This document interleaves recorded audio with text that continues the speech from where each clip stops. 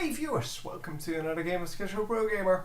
Today we're doing game number 2 of the best of 5 between Acer Nerchio as the Zerg in the bottom left and Empire Cast as the Terran in the top right. So yeah, Terran versus Zerg, second game. I did the first one yesterday. So hopefully this will be a good game as well. And yeah, we will be following this. So last game, Empire Cast couldn't really get it to work.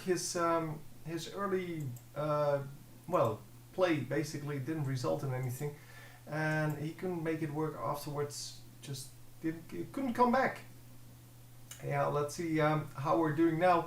Obviously we're going to scout a bit with this Overlord, and from this Overlord scouting we can immediately see that this is a 4-player map, and they don't have forced cross positions, so they don't know where the enemy is.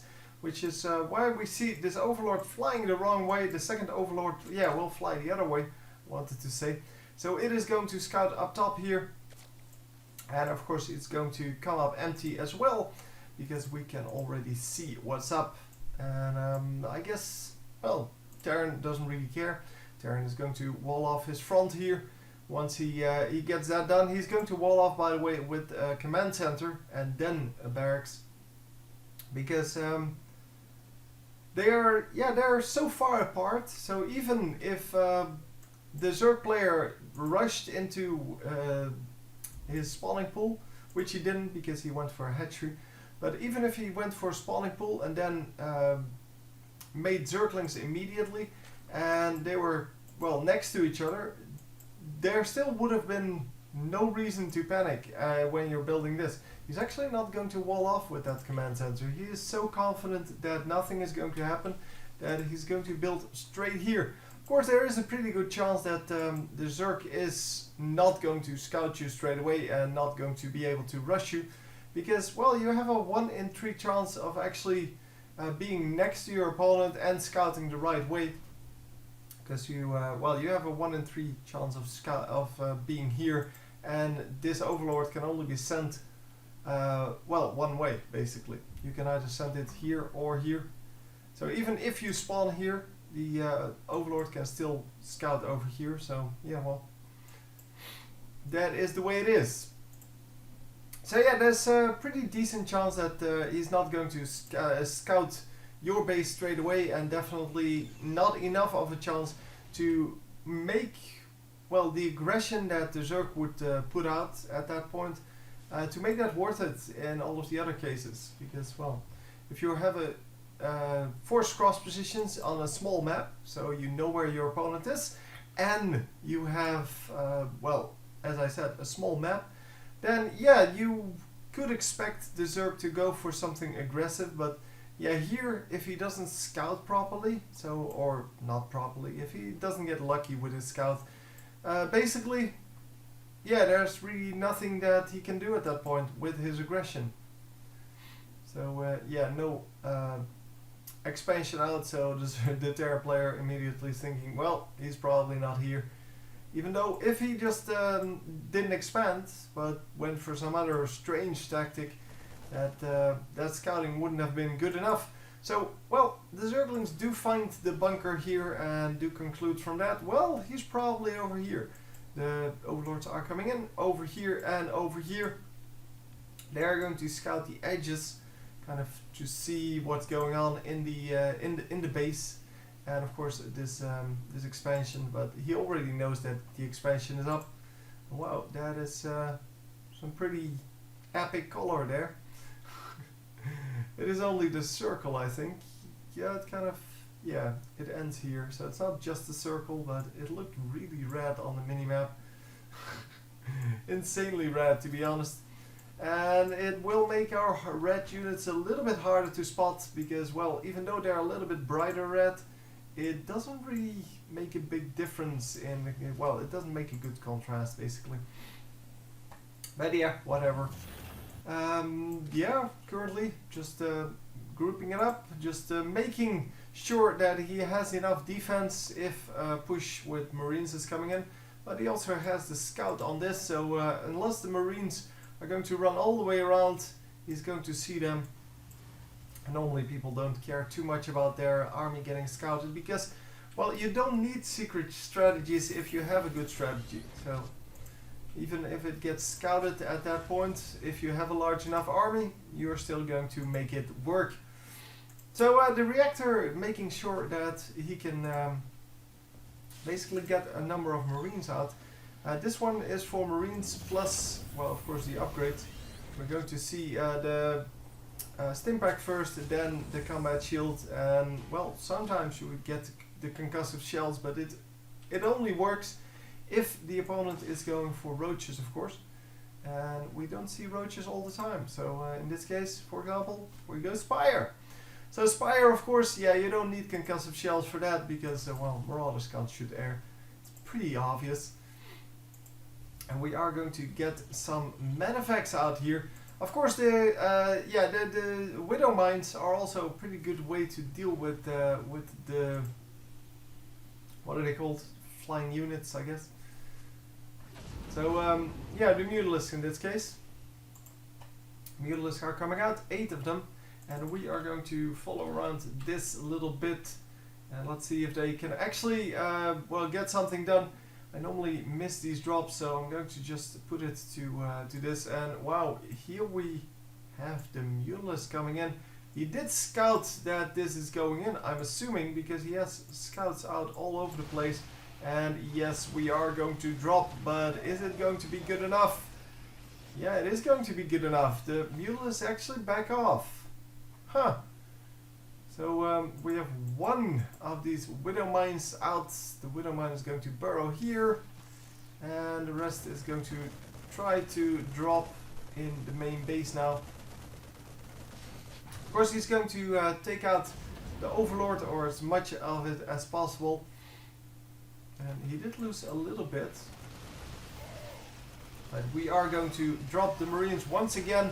Marines are not going to get out of this, and yeah, they are going to go down. The Medivacs, of course, also going to go down. This is the strength of going early air units. Early air units are so powerful because they can't be dealt with. There is nothing you can do about them in the field. So they have complete control over, well, everything basically, over the entire ground region here. And now, now that we get more Marines, it becomes a little bit, well, more of a struggle. But still, he has some pretty decent amount of damage coming from the skies here, and it's going to be very hard to defeat that in, well, to begin with. So the turret is going down. We are going to kill all of the workers here. And, well, he does save a few, but yeah, that is not enough, I think, to come back from this. The Marines are finally coming in. They were all the way on the other side to protect that new base from landing. Or while landing, I should say. And the Marines are going to, well, try to get something done, but nope. None of them die. One Mutalisk at very low HP. But that is quite alright. So we are going to see 16 workers killed. And that is exactly what he wanted with those Mutalisks. They're pretty much, well, useless now unless he backs them up with new ones. And he is going to do that. So not going for roaches or anything like that. No, he's just going to go for more Mutalisks and some Zerglings just for the damage. Zerglings do great damage. It's just that, well, they get taken out pretty quickly. But if you can distract the Marines with either the Zerglings or the Mutalisks, the other group is going to do very well. And that's exactly what we see here. The Marines are going to come in. The Marines are going to do some damage, but it's not nearly enough. And we are going to, oh, take a shot from the Widow Mine. Yeah, the Marines in the bunker are going to go down. And the Mutalisks have to back off. Still has 9 Mutalisks, but yeah, they are getting damaged. So yeah, he's making it out. And as you can see, he is retreating all the way back to his base. And going to group up with a few fresh Mutalisks, a few fresh Zerglings. And here we go. Yeah, he didn't know that that one was there. Sacrifices one Zergling to do so. And yeah, that is not a problem. I mean, yeah, who cares? So there's counterattack coming in, but I don't think our Terran player here actually, thinks that he can do anything here.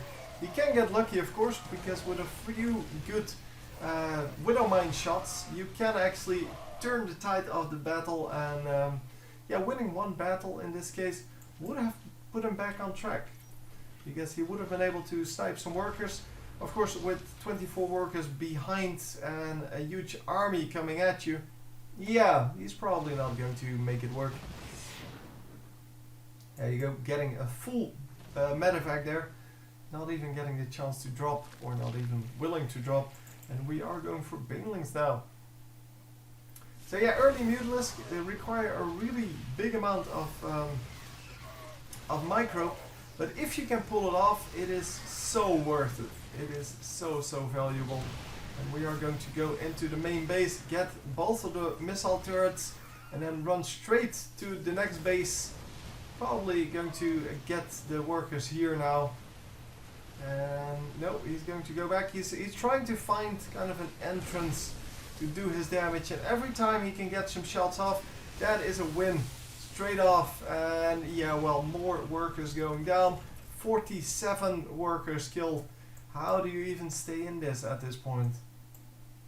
I don't think he realizes how much damage has been done at this point. He knows a lot of damage has been done, but I don't think he realizes how far how far behind he is. I mean, he's 25 workers behind just now, and that in your income you're going to definitely see that. Great. Great work with those Mutalisks. Those Mutalisks are so strong if you can make it work. But the main part is he can't make his make the Mutalisks commit when the Marines are actually there. And there is really no reason for the Mutalisks to engage when the Marines are there, because there are so many weak spots on the map that it doesn't really matter. And by now he can just run in here, take out everything, probably take out this command center. Yep, there you go. Command center goes down, and we're going to take out all of the production buildings afterwards. This should be GG. It of course is hard to guess how far behind you are, because you don't know what the enemy is building. You don't know what he's building, so how much he's investing in army and in income and things like that. Finally, he does GG. He thought that he might be able to get it done with the army he had, but obviously that was not the case. Too many Mutalisks just coming out. Very good strategy. Hope you enjoyed, and I will see you next time for game number 3. GG.